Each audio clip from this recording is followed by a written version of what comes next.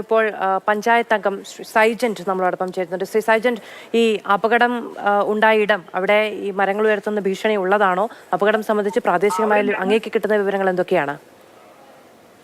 ഇത് നേരിമംഗലം കോതമംഗലം റോഡിൽ വില്ലാഞ്ചിറ എന്ന് പറയുന്ന സ്ഥലത്താണ് ഈ അപകടം ഉണ്ടായത്. ഇത് വില്ലാഞ്ചിറ താഴ്ഭാഗത്തായിട്ട് റോഡിലേക്ക് മരം പറഞ്ഞ് ചാടിയിട്ടുണ്ടായിരുന്നു. അങ്ങനെ റോഡ് ബ്ലോക്കായി കിടന്ന സമയത്ത് നിരനിരയായി വാഹനം കിടന്നു. കിടന്ന വാഹനത്തിന്റെ മുകളിലേക്കാണ് മറ്റൊരു മരം, ഒരു KSRTC ബസിന്റെ ബാക്ക് ഭാഗത്ത് ഒരു ഓൾട്ടോ കാറിന്റെ മുകളിലുമായിട്ട് മറ്റൊരു മരം പതിക്കുകയായിരുന്നു ഉണ്ടായത്. അതിൽ ആളുകൾ രക്ഷാപ്രവർത്തനത്തിന് അങ്ങോട്ടേക്ക് എത്തുവാൻ ഈ രണ്ട് സൈഡും ബ്ലോക്ക് ആയതുകൊണ്ട് കുറച്ച് താമസം വന്നു. എന്തായാലും ഒരാള് നിലവിൽ ഇപ്പൊ മരണപ്പെട്ടു എന്നുള്ളതാണ് ഇപ്പൊ നമുക്ക് മനസ്സിലാക്കാൻ പറ്റുന്നത്. അതിനകത്ത് 3 സ്ത്രീകളും 2 സ്ത്രീകളും ഉണ്ടായിരുന്നു. ഒരാൾ ഗർഭിണിയായിരുന്നു. അവർക്കൊന്നും വലിയ മാരകമായ പരിക്കില്ല. കൂടാതെ മറ്റൊരു ആൾ കൂടി ഉണ്ടായിരുന്നു. 2 ആണുങ്ങളാണ് ഉണ്ടായിരുന്നത്. അതിൽ ഒരാളാണ് മരണപ്പെട്ടത്. 60 വയസ്സിന് മുകളിൽ പ്രായമുള്ള സ്ത്രീകളുടെ അച്ഛനായിരിക്കാനാണ് സാധ്യത. ആളാണ് മരണപ്പെട്ടിട്ടുള്ളത്. KSRTCയുടെ ബാക്ക് സൈഡിൽ ആളുകൾ ഇല്ലായിരുന്നത് വലിയ ഒരു ദുരന്തം, അപകടം ഒഴിവായത് ഒരു സാഹചര്യമാണ്. ബാക്ക് സീറ്റിലായിരുന്നു. പരിപൂർണമായി KSRTCയുടെ ബാക്ക് സീറ്റ് പരിപൂർണമായും തകർന്നു പോയിട്ടുണ്ട്. ഒപ്പം ആൾട്ടോ കാറ് പരിപൂർണമായിട്ടും ആ കാറും നശിച്ചു പോയിട്ടുണ്ട്. ഈ അവിടെ രക്ഷാപ്രവർത്തനത്തിന് ആദ്യം എങ്ങനെയാണ് ആളുകൾ എത്തിയതൊക്കെ? ആളുകൾ താമസിക്കുന്ന അതെ, ആളുകൾ താമസിക്കും. എന്റെ വീടിന്റെ തൊട്ട് മുകളിൽ, ഞാൻ ഗ്രാമപഞ്ചായത്ത് അംഗമാണ്. എന്റെ വാർഡിലാണ്. എന്റെ വീടിന്റെ മോൾ ഭാഗത്താണ്. ആദ്യം എന്റെ വീട്ടിൽ നിന്ന് എന്റെ പിതാവാണ് എന്നെ വിളിക്കുന്നത്. അപ്പോ ഞാനാണ് രക്ഷാപ്രവർത്തനത്തിന് സമീപത്തുള്ള ആളുകളെയൊക്കെ പെട്ടെന്ന് അങ്ങോട്ടേക്ക് പറഞ്ഞു വിട്ടത്. പക്ഷെ ആളുകൾക്ക് പെട്ടെന്നൊരു കൺഫ്യൂഷനായി. അപ്പുറ സൈഡിൽ മരം മറിഞ്ഞു ചാടിയിരുന്നു. അതുപോലെ കിഴക്ക് ഭാഗത്ത് മരം മുറിഞ്ഞിട്ടുണ്ടായിരുന്നു. അപ്പൊ എവിടെയാണെന്നൊരു ഇതല്ലായിരുന്നു. അപ്പൊ ആളുകൾ എത്താൻ ഒരു സ്വല്പം വൈകി.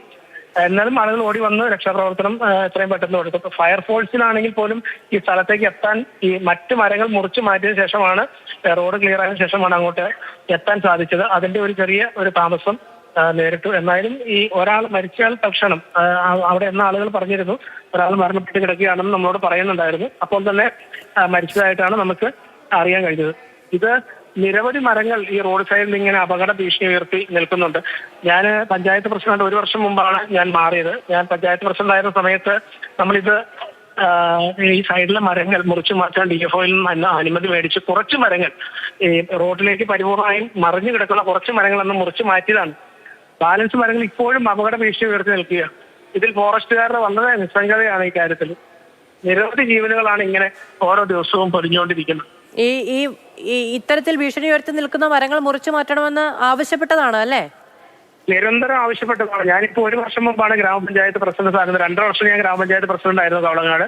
അന്ന് ജനജാഗ്രത സമിതിയും ഒപ്പം DFOയുടെ മീറ്റിംഗ് ഒക്കെ വിളിച്ച് അടിയന്തരമായി ഇത് വലിയ അപകടമാണെന്നൊന്ന് പറഞ്ഞ് 1 വർഷം മുമ്പ്, 1.5 വർഷം മുമ്പ് കുറേയധികം മരങ്ങൾ റോഡിലേക്ക് ചാഞ്ഞു നിന്ന് കുറേയധികം മരങ്ങളൊന്ന് മുറിച്ചു മാറ്റിയതാണ്.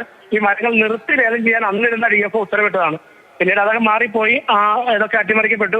പിന്നീട് ഈ സംഭവം നടന്നിട്ടില്ല. ഇപ്പോഴും നിരന്തരം നിങ്ങൾക്ക് നോക്കിയാൽ കാണാൻ ഒരുപാട് മരങ്ങൾ ഇവിടെ ഈ വലിയ ഭീഷണി ഉയർത്തി നിൽക്കുകയാണ്. സ്കൂൾ ബസ്സുകളടക്കം നിരവധി ആയിരക്കണക്കിന് വാഹനങ്ങൾ പോകുന്ന വഴിയാണ്. അപ്പോ വലിയ ഭീഷണിയായി ഇപ്പോഴും നിൽക്കുകയാണ്. ഇവിടെ നിന്ന് രക്ഷാപ്രവർത്തനം നടത്താൻ പോലും പേടിയാണ്. മുകളിൽ മരങ്ങൾ നിൽക്കുന്നതാണ്. ആ ഒരു സാഹചര്യമാണ് ഇവിടെ ഉള്ളത്. ഈ അപകടത്തിന്റെ ശബ്ദം കേട്ടപ്പോ വലിയ അപകടം ഉണ്ടായി എന്ന് വിചാരിച്ച് ഓടി വരികയായിരുന്നോ? അതെ, വലിയ അപകടമാണ്. എന്റെ വീട്ടിൽ നിന്ന് എന്റെ പിതാവാണ് എന്നെ ടെലിഫോണിൽ വിളിച്ചു പറയുന്നത്. ഞാൻ കോതമംഗലത്തായിരുന്നു. വീടിന് മുകളിലാണ്. വലിയ ആക്സിഡന്റ് ആണ്. വലിയ കരച്ചിലാണ് കേൾക്കുന്നതെന്ന് പറഞ്ഞു. ബസ്സിലുള്ള ആളുകളും പുറകിൽ നിന്ന് വാഹനത്തിലൊക്കെ ആളുകൾ ഭയങ്കര അലമുറയിട്ട് കരഞ്ഞു ഇതിന്റെ അകത്ത്. അപ്പോ വലിയ അപകടമാണ്. അപ്പൊ തന്നെ സമീപ പ്രദേശത്തുള്ള ചെറുപ്പക്കാരായ എല്ലാവരും തന്നെ വിളിച്ചു പറഞ്ഞ് എത്രയും പെട്ടെന്ന് അങ്ങോട്ടേക്ക് വിട്ടു. പക്ഷെ വലിയൊരു മരമാണ് ഇതിന്റെ വലിയ ചേല കേട്ട് നിൽക്കുന്ന വലിയൊരു ഭീമാകാരനായ ഒരു മരമാണ്. അപ്പൊ അതുകൊണ്ട് പെട്ടെന്ന് ആളുകൾക്ക് രക്ഷാപ്രവർത്തനം നടത്താൻ പറ്റാത്ത ഒരു സാഹചര്യം ഉണ്ടായി. ഇത് കട്ട് ചെയ്ത് മാറ്റാതെ ഒന്നും ചെയ്യാൻ പറ്റാത്ത ഒരു സാഹചര്യം. വന്ന് കാഴ്ചക്കാരായി നോക്കി നിൽക്കാനാണ് വരുന്ന ആളുകൾക്ക് സാധിക്കുള്ളൂ. കാരണം അത്ര വലിയ മരമാണ് വന്ന് പതിച്ചിരിക്കുന്നത്. അങ്ങനെ ഒരു ശേഷം പിന്നീട് ഈ മരത്തിന്റെ ഭാഗങ്ങളൊക്കെ മുറിച്ചു മാറ്റിയതിനു ശേഷമാണല്ലേ ആളുകളെ പുറത്തിറക്കാൻ പറ്റിയത്?